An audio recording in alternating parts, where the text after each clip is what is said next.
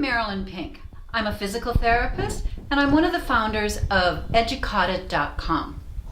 Today I'd like to share with you the origins of the term push-up with a plus.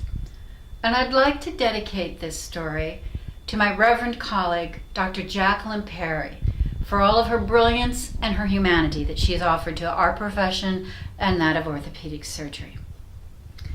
So, on to this term, push-up with a plus.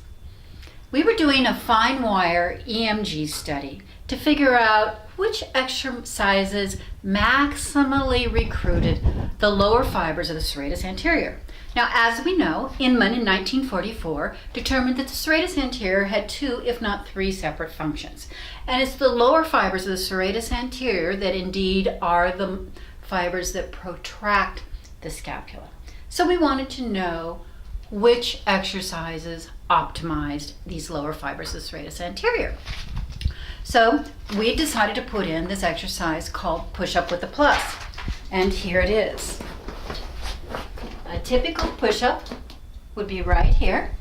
Push-up with a plus, you exaggerate the scapular protraction at the top of the range. You go down, your chest as low as your elbows, and then back up with exaggerated scapular protraction. You wouldn't want to go any lower than your elbows with your chest because otherwise you would get too much subluxation of the humeral head against the anterior capsule. Well, at any rate, this study was published in 1992 by the American Journal of Sports Medicine. And just prior to publication, I was asked to give a presentation to the Academy of Orthopedic Surgeons on this topic. And so I had a limited amount of time to give this presentation, and I decided to practice in front of Dr. Perry.